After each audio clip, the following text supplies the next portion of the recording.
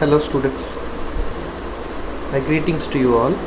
In today's session, we shall see about some of the few important concepts about AC power systems and especially three-phase AC power systems. Alright, so firstly we will see about three-phase power measurement. So in three-phase power measurement, you have a very important method called 2 wattmeter method. That is, you can use a wattmeter to measure a single phase AC power, but here you are going to measure three-phase AC power. So you might think that we need 3 wattmeters, but here instead we can use 2 wattmeters and measure three-phase AC power, right? So this method is actually most commonly used in laboratories, scientific laboratories and other learning laboratories for three-phase power measurement, right? So this method can be used for both measuring the power in both delta circuits as well as star circuits, both unbalanced and balanced loads, without the connectivity of a neutral. There is no necessary that you need to connect a neutral in order to measure power from using this method, right? Two phases R and B, right? So here there is a loop here, so it's connected to R and B, right?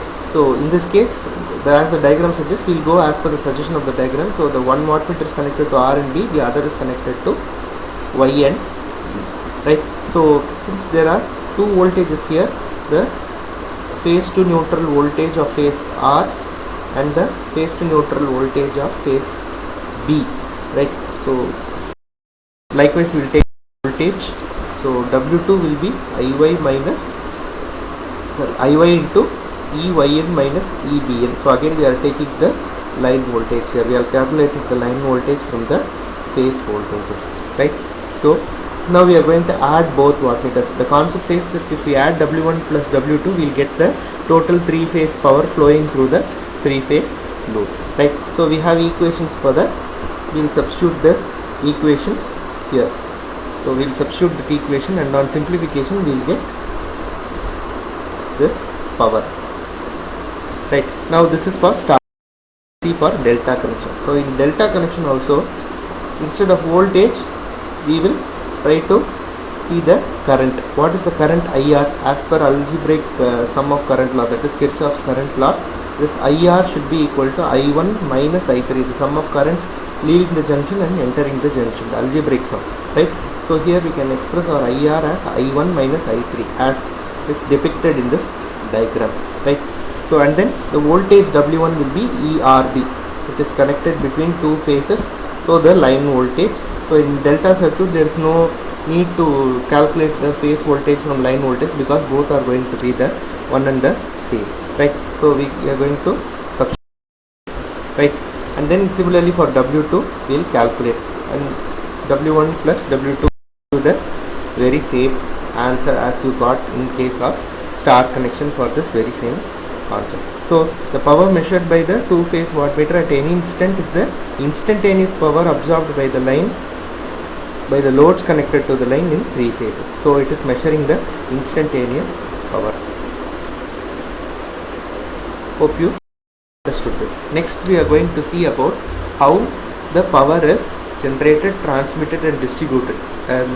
Nominal schematic or a simple diagram through which you can understand how this power, electric power that is generated at some part of our state or our country is being transmitted through the transmission lines, and we are getting it at our households, right? So this is the generating station, right? And then from the generating station the generators nominally generate a voltage of 11 kV, okay, 11,000 volts, or in some special cases it might go up to 33 kilovolts or 33 kV or 33,000 volts. So this 11 kV is stepped up to 132 kV. Okay, so various ranges it is stepped up. This is done in the switch yard nearer to the generating station, where you will have huge transformers to step up the voltage.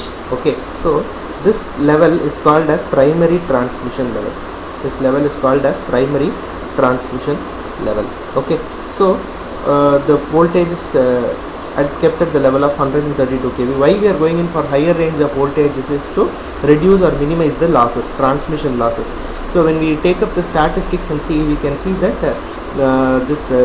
keeping the voltage level low at higher transmission levels is the cause of more transmission loss of power. We are in a position to minimize the transmission losses, so we are going to keep the voltage at a very high level, right? So next follows the secondary transmission. This is the primary transmission, and then this is the secondary transmission. You have a receiving station here.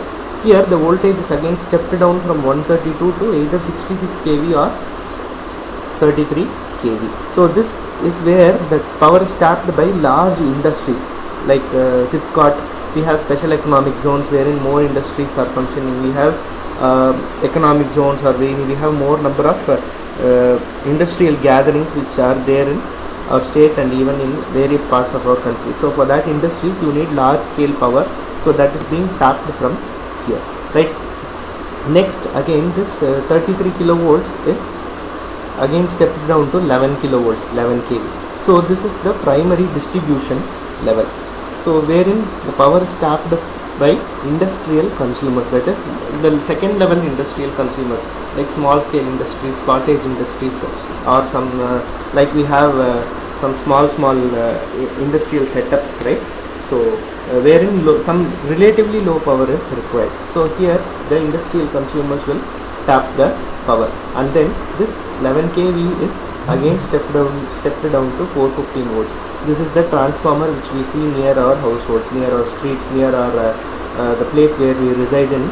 This is the typical transformer, 11 kV to 415 volts transformer, right? So this transformer will reduce it and give it to our households. From there we tap the power. We are all the end level consumers of this power.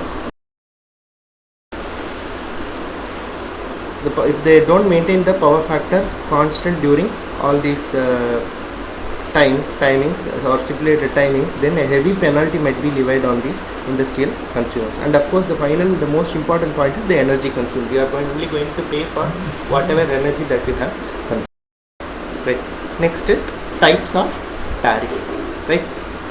What are the different types of tariff? The first type is flat demand rate tariff, that whatever be the nature of the load, whatever be the nature of consumption, whatever be the type of load, irrespective of all that, you are going to put a flat rate. If you consume 500 units, 500 rupees, 1000 units, 1000 rupees. Simply, I am just telling it for an example, right?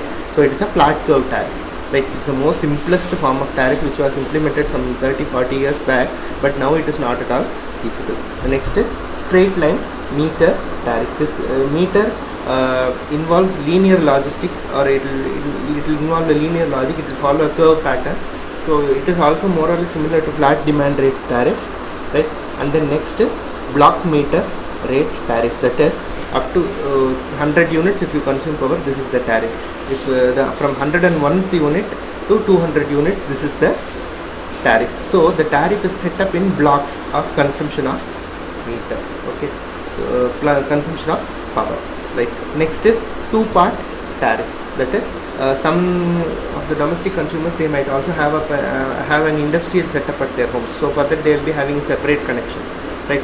So for this they will be having a separate connection. So you need a two-part metering here. So that is what is given by two-part tariff. Next is power factor based tariff. As I already told you, if you don't maintain the power factor at the stipulated levels during stipulated timing, then the EB people might levy a very huge penalty on you. The next is seasonal rate tariff, that is the power, the cost incurred in production of power, that is the generation of power, transmission of power and distribution of power during peak load seasons, like for example summer seasons, where you don't get a significant amount of power from hydro plants. You need to be reliant on thermal power plants and nowadays solar power plants at such a rate where the demand is more but the supply is not up to the mark. There will be an increase in tariff. So that is what you mean by seasonal rate tariff.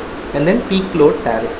In a day, in 24 hours in a day, whenever there is a peak demand, at that point of time, if you use power, you need to pay a higher rate.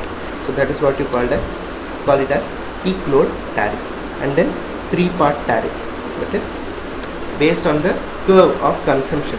Based on when they'll take the statistics of your consumption levels, they'll take the data and they'll they will formulate a mathematical function and a mathematical curve of your consumption. So whenever your curve goes more and more exponential, your tariff will be levied at a higher rate. So whenever you follow a linear load consumption pattern, then there will be normal tariff applicable for you. So these are the various types of tariff. So hope it would be very clear to you. We have discussed 3 topics today. One is the 2 wattmeter method for 3-phase power measurement. The second is the generation, transmission, distribution, the schematic diagram, how it happens, and then the third one is different types of tariff and what is tariff, right? Okay, thank you students.